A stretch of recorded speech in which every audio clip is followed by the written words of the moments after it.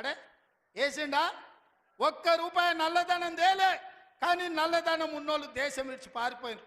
నీరవ్ మోడీ, ఆయన చోక్సీ, విజయ్ మాల్యా ఇట్లా వందల మంది బ్యాంకులను ముంచి 16 లక్షల కోట్ల రూపాయలు బ్యాంకులకు ఎగదొప్పి పెట్టుబడిదారులు, మోడీ దోస్తులు దేశం విడిచి విదేశాలకు వారిపోయినరు తప్ప విదేశాలలో ఉన్న నల్లధనం ఒక్క పైసా కూడా మోడీ తెచ్చింది లేదు, పేదోడి ఖాతాలు వేసింది లేదు. రైతుల ఆదాయం రెండింతలు చేస్తా అన్నాడు. కానీ రైతు వ్యతిరేక నల్ల చట్టాలు తెస్తే 16 నెలలు ఢిల్లీ సరిహద్దుల్లో సైనికులాగా వేలాది మంది రైతులు దీక్ష చేసి నరేంద్ర మోడీ మెడలు వంచి జాతికి క్షమాపణ చెప్పి రైతు వ్యతిరేక నల్ల చట్టాలను మోడీ చేత ఉపసంహరింపజేసిండ్రు రైతులు.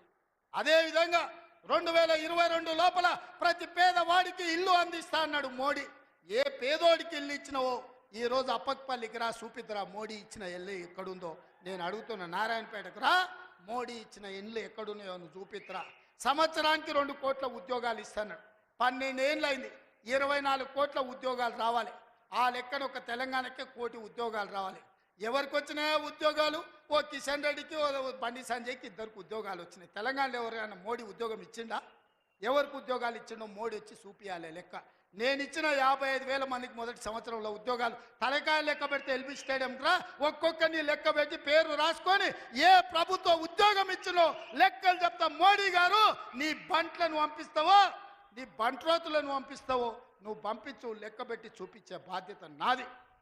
మోడీ ఒక రకంగా మోసం చేస్తే ఇక్కడున్న కేసీఆర్ గారు ఇంకొక రకంగా ప్రజల్ని వంచిండు, మోసం చేసిండు, దోపిడీ చేసిండు.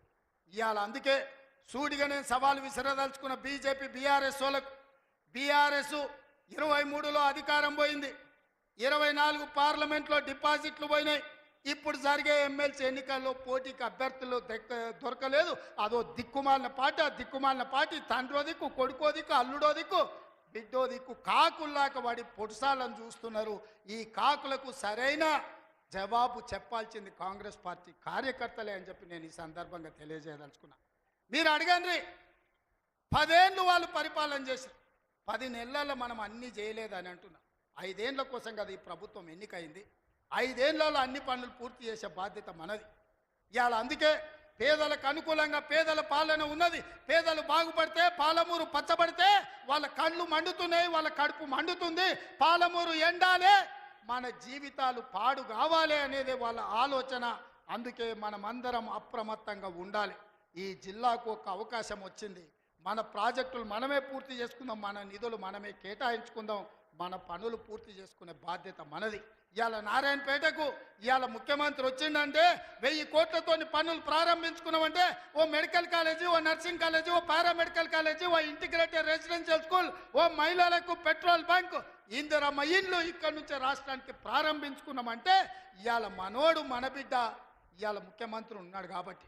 పెద్దలు చెప్పిండ్రు మట్టికి పోయినా ఇంటోడే పోవాలి అని. ఇవాళ తెలంగాణ రాష్ట్రానికి మీ బిడ్డ ముఖ్యమంత్రి ఉంటే వాళ్ళ కడుపు మండుతుంది, కళ్ళల్లో నిప్పులు పోసుకుంటారు. ఇవాళ మన మధ్యలో పంచాయతీలు పెట్టాలని చూస్తారు, మన ప్రాజెక్టులు ఆపాలని చూస్తారు. అందుకే ఈ ప్రాంతంలో వచ్చే పరిశ్రమలైన సాగునీటి ప్రాజెక్టులకైనా భూసేకరణను అడ్డుకోకండి. మీకు నష్టపరిహారం అధికంగా ఇచ్చే బాధ్యత మాది. మీరు కొత్త ప్రాజెక్టులు, కొత్త భూములు కొనుక్కోండి, కొత్త ప్రాజెక్టులు కట్టుకోండి. 10 లక్షలు కానీ అవసరమైతే భూములు పోయేటోళ్ళకి 20 లక్షల రూపాయలు ఇప్పించే బాధ్యత నాది. మీ బిడ్డ ఉన్నాడు ఇక్కడ, మీ సోదరుడు ఉన్నాడు.